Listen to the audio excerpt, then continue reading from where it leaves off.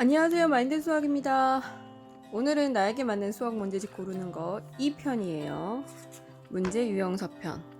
지난 시간에 개념서에 관련된 거 제가 선택하는 기준 어떻게 되는지 알려드렸고요. 모르시겠으면 제가 여기 카드로 여기에 올려드릴 거니까 링크 타고 1편 수학 개념서 고르시는 거 보시면 될 것 같고, 개념서 같은 경우에는 거의 비슷하기 때문에, 그러니까 다루어야 할, 전달해야 할 내용이 굉장히 확실한 책 중에 하나가 개념서라서 어떤 출판사를 선택하시던 어떤 교재를 선택하시던 거의 비슷할 거라서 본인 취향에 따라서 하면 된다는 얘기, 선택하시는 게 별 문제 없을 거란 얘기 지난 시간에 말씀드렸고, 오늘 이제 문제 유형서에 관련된 건 난이도별로 편차가 굉장히 큰 것 중에 하나죠. 그런 기준에 있어서 문제집 선택하는 기준이 두 가지가 있을 수 있는데, 아무래도 난이도가 굉장히 중요하죠. 이게 내용적인 면에 있어서 얘가 어떻게 되어 있을까 인 거가 이제 있을 건데, 조금 전에 말씀드린 것처럼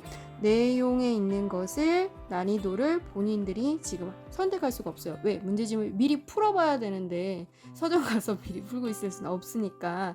내가 그리고 어떤 걸 아직 배우지 않은 선행교재라고 한다 그러면 뭐 어떻게 돼야 될지 아직 모를 수도 있기 때문에, 그 내용은 블로그의 내용 참고하시고, 그나마 이제 제가 대중적인 내용이라고 말씀드리면, 난이도로 추천해 드린다 그러면 제가 지금 개념서를 한 번 봤어요.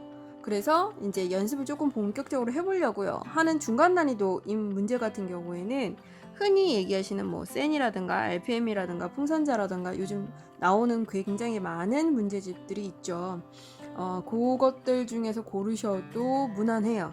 예, 문제 유형서에서 패턴에서 보면 거의 이제 빈출되는 유형이 비슷비슷비슷하게 다 싣고 있어서 문제의 양을 조절하는 정도, 본인이 이제 얼마만큼 할 수 있겠다 하는 정도 하시면 되고, 고난도 문제집 같은 경우에는 문제가 정말 난이도가 본인이 알 수가 없어서 제가 이제 블로그에 중점적으로 다룬 내용은 바로 이 내용에 대해서 싣고 있어요.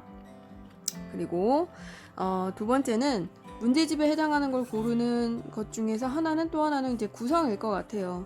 이 구성에 해당하는 게 인터페이스가 될 수 있을 텐데, 인터페이스가 뭐 단순히 눈에 보이기 좋다 이거보다도 이제 본격적으로 이제 구성이 개념서랑 조금 다르게 조금 꼼꼼하게 봐야 할 거가, 해설지가 더 많이 중요하실 수도 있어요. 제가 예를 들어서 한번 같이 보도록 할게요.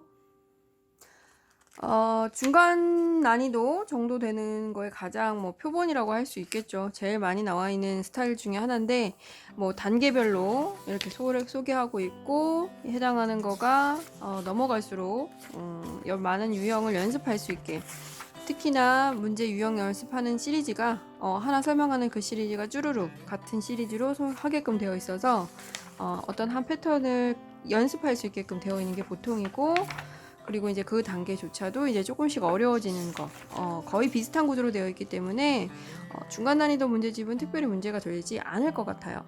그리고 제가 이제 굳이 조금 짚어드리는 이유는, 원래 문제집의 특성상 핵심 요점이라는 것 자체가 그렇게 자세하지가 않아요. 이건 개념서가 아니기 때문에 문제를 어떻게 푸는지가 더 중요하게 되어 있어서 그게 중요한 건 아닌데, 가끔 문제집들 보면 요거 옆에 있는 이런 것들이 다른 문제집과 조금 다르게 뭔가 써 있는 것들이 있어요. 이게 문제 푸는 꿀팁이 될 수도 있고, 다른 거랑 다르게 조금 쉽게 생각하는 사고의 어떻게 보면 접근법을 알려줄 수 있는 것들이 될 수 있거든요. 그래서 그것도 나름 어떻게 보면은 선택할 수 있는 요령 중에 하나예요. 중간 난이도에 해당하는, 보통 그냥 문제 유형서 같은 경우에는 큰 문제 자체에 대한 질이라든가 난이도가 그렇게 차이가 나진 않기 때문에, 패턴 연습은 비슷하다고 하면 그런 것들도 본인한테 있어서 고려하는 대상이 될 수도 있겠죠.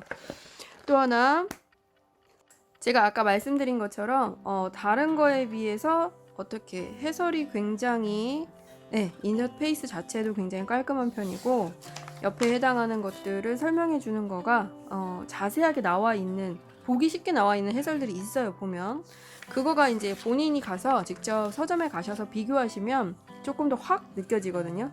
그냥 해당하는 해설지랑 조금 다른 경우가 있을 수 있으니까 반드시 확인하시고 읽어보시고 선택하시기 바래요. 우리가 이렇게 열심히 그래서 공부하고 문제를 많이 푸는 이유는 뭐니까? 어쨌든 시험을 잘 봐서 고득점을 맞아서 그거에 일련의 목적을 이루기 위한 거니까 라고 했을 때 최종적인 보스는 결국 뭐다?